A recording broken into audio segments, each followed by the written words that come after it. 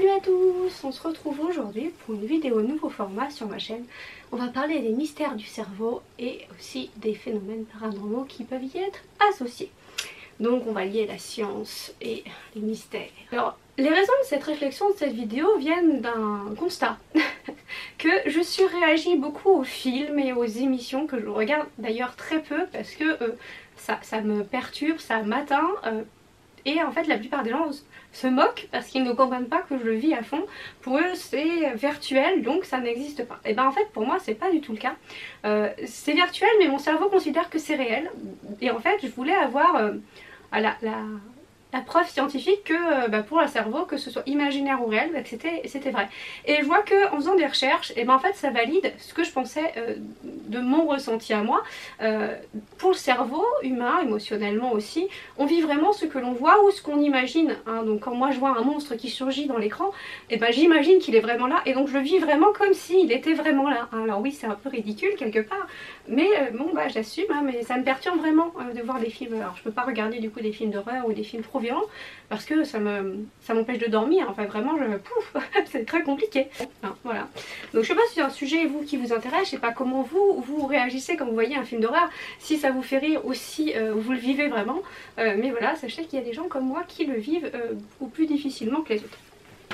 Donc j'ai voulu avoir cette réflexion sur le fait que ces émotions que je vivais, elles étaient bien réelles, elles n'étaient pas que imaginaires et que j'étais pas complètement à côté de mes pompes et que les neurosciences s'y intéressaient finalement.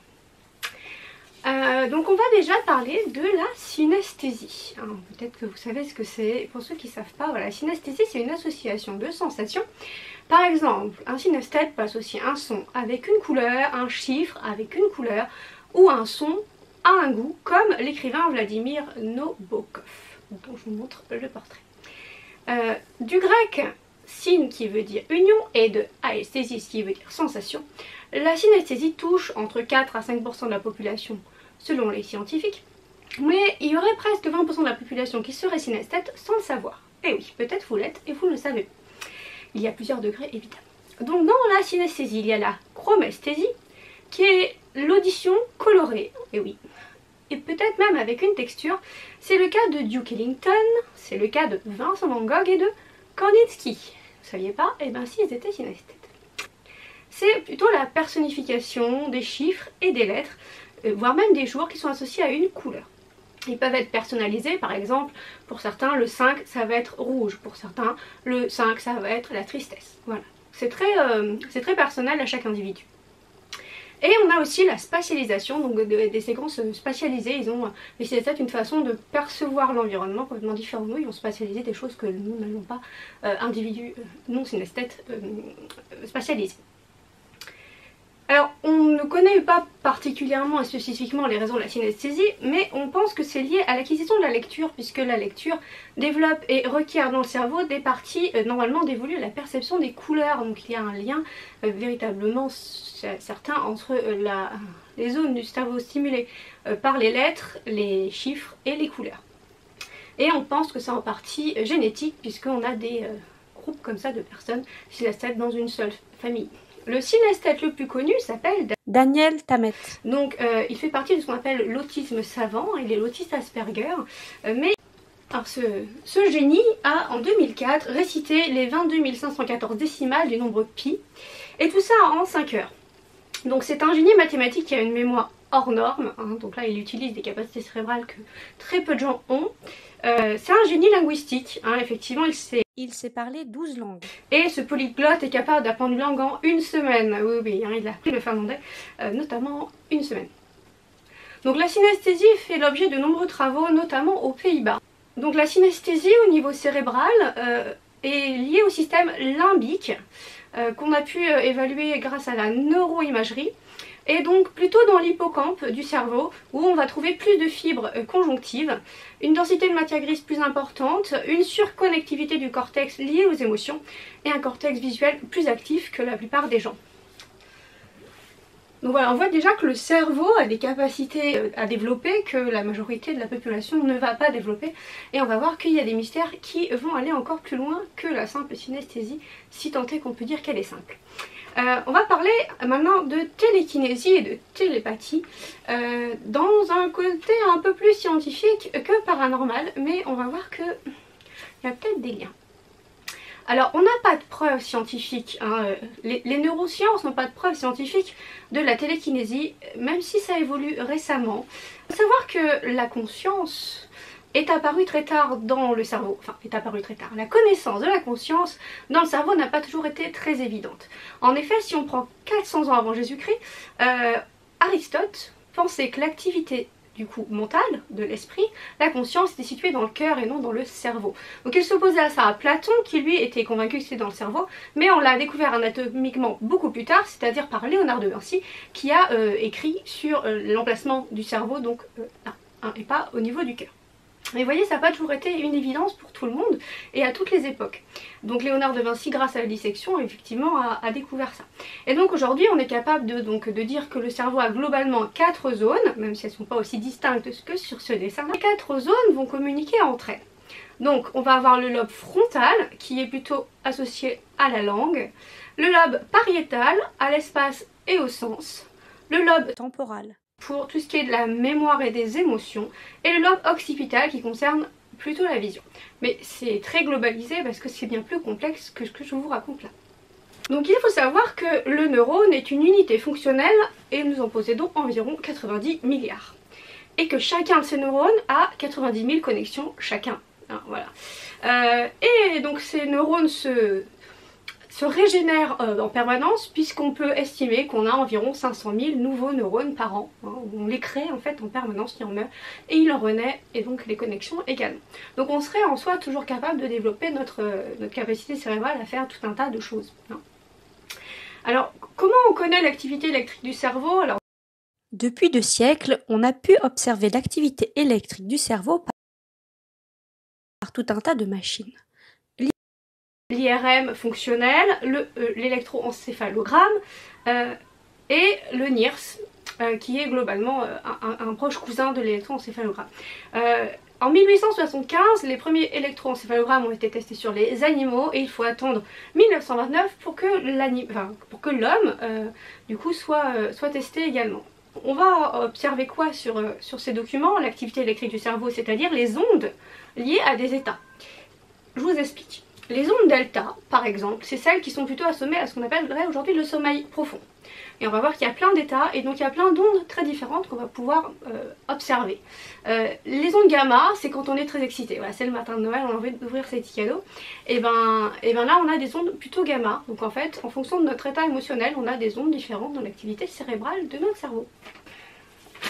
Alors, si vous voulez aller plus loin sur cette idée de cerveau, je vous conseille la conférence d'un scientifique qui s'appelle Thomas Jacquet, qui est disponible comme ça gratuitement sur internet. Vous la trouvez en tapant neurosciences Thomas Jacquet sur la télékinésie, les pouvoirs du cerveau, vous trouvez.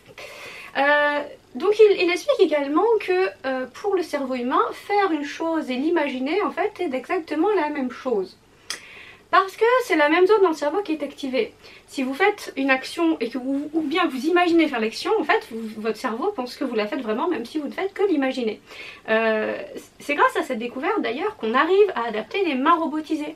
Hein, on a établi un lien, alors lui il explique extrêmement bien, entre du coup un muscle qui ne répond plus, ou une main manquante, et la volonté du cerveau de faire l'action. C'est assez extraordinaire. Une autre technologie extraordinaire basée justement sur les pouvoirs et les super pouvoirs du cerveau, c'est la verbalisation interne. La verbalisation interne consiste en fait à la technologie qu'on appelle l'alter ego. C'est une technologie qui participe de la réalisation qu'en fait la mâchoire émet des micro-articulations en fonction des mots pensés dans la tête. Et donc c'est une façon de détecter la pensée silencieuse. Hein. Donc en fait quand on pense, même sans verbaliser, une machine est capable de nous dire ce qu'on a pensé. Par exemple, va en haut, va en bas, dis-moi l'heure, etc. Donne-moi le prix de tel produit. Donc la machine est capable de verbaliser une pensée silencieuse. C'est extraordinaire, je ne savais pas que c'était possible, et bien si. On pourrait manipuler une machine, genre une télévision ou un ordinateur ou une machine à café, uniquement par le pouvoir de la pensée. Alors que c'est impossible pour un être humain entre vous et quelqu'un d'autre d'avoir une vraie transmission de pensée, du moins ça n'a jamais été prouvé. Ce n'est pas parce que c'est impossible de lire dans les pensées de quelqu'un que votre cerveau n'est pas lié à celui de quelqu'un d'autre. Je vous explique avec la notion de neurone miroir. Donc on a appelé ces neurones miroirs ou neurones empathiques. Il s'agit d'un neurone moteur qui s'active quand on fait une action ou bien quand on imagine qu'on fait l'action ou quand on voit quelqu'un d'autre faire une action. Vous voyez dans ce dessin par exemple, le singe prend la banane, mais s'il imaginait prendre la banane, il aurait les mêmes réactions dans son cerveau, les mêmes actions, les mêmes activités cérébrales. Donc c'est le phénomène hyper connu du bâillement, vous voyez quelqu'un bâiller, vous bâillez par mimétisme, et c'est un procédé très utilisé dans l'enfance puisque c'est la base du processus d'imitation que l'on va retrouver chez tous les enfants et dans toutes les civilisations. Ces neurones miroirs ont été découverts donc en 1990 par l'équipe de Giacomo Rizzolatti à Parme, en Italie. Il a été découvert donc en 1990, mais il faut attendre 2010 pour qu'il soit appliqué à l'homme, et non plus seulement aux singes. Et donc on a trouvé beaucoup de neurones miroirs dans l'aile de Broca, qui est dans le cortex pariétal inférieur. Voilà pour les aspects plus scientifiques de la chose. Alors ce qui est épatant, c'est qu'il y a quand même un lien entre votre cerveau et le mien, et on ne le contrôle pas du tout, c'est quelque chose de complètement inconscient. Donc il y a une forme de transmission, alors pas de pensée, mais il y a une forme de transmission de vos actes à mon cerveau en tout cas. Cette liaison entre le corps et l'esprit est déjà développée par la médecine ayurvédique qui date d'il y a plus de 3000 ans, et aussi développée depuis plus récemment par le Reiki. Les deux défendent cette idée. Alors la physique quantique s'y intéresse également, puisque si la conscience peut transformer une onde quantique en matière, ça laisse songeur. Hein. En effet, on peut se référer à l'expérience de Lorenz Conrad et constater qu'il y a un phénomène qui dépasse l'entendement, c'est que la conscience ou la volonté pourrait transformer le hasard. En effet, il a fait un constat, alors ça n'a pas été prouvé scientifiquement, mais on a relevé quand même le constat que le vivant peut influencer le hasard. On déplore évidemment en France l'absence de laboratoire de psychophysique ou de parapsychologie que vont avoir la plupart des Européens, que vont avoir les États-Unis et la Chine, qui eux développent un grand programme de recherche parapsychologique. Donc la parapsychologie, c'est apparu au 19e siècle à l'université de Cambridge. Elle étudie essentiellement les phénomènes paranormaux et font un lien, ou du moins cherchent un lien, entre le psychisme et l'interaction avec l'environnement. Donc on l'appelait autrefois au 19e siècle la métapsychique. Donc cette parapsychologie va développer deux domaines de recherche, les perceptions extrasensorielles, donc tout ce qui relève de la clairvoyance, et tout ce qui, en deuxième point, relèverait de la psychokinésie. Sachez que la psychokinésie a été étudiée depuis les années 80 par la CIA américaine, oui, je ne plaisante pas. Sachez qu'elle a déclassifié des dossiers, notamment en lien avec la République de Chine, qui auraient travaillé entre 1980 et 1985 sur la reproduction d'expériences faites en Chine. Et ils ont donc travaillé sur la télékinésie, qui est la capacité d'interagir ou d'enlever des objets d'une boîte ou d'interagir avec des animaux, notamment des insectes. Donc voilà, je vous laisse le document. Sachez que les dossiers de la CIA sont disponibles, ils sont en anglais, mais ils sont disponibles si vous êtes curieux. Alors on va parler du protocole de Ganzfeld, qui a étudié donc la télépathie. Inventé en 1930 et développé surtout à partir des années 1980, c'est ce protocole qui consiste donc à mettre deux individus dans des pièces différentes, les oreilles cachées, les yeux clos, enfin du moins avec des balles de ping-pong sur l'œil pour qu'ils ne voient rien. Enfin, vraiment ils sont mis dans des situations où ils ne peuvent pas voir leur interlocuteur et ils doivent dire ce que l'autre personne leur a envoyé comme télépathie. Et donc il y a eu 23 études sur 28 qui ont été probantes et surtout 12 d'entre elles qui ont été significatives. Donc on a pu dire oui, il y a une forme de télépathie d'un individu à un autre individu dans une autre pièce.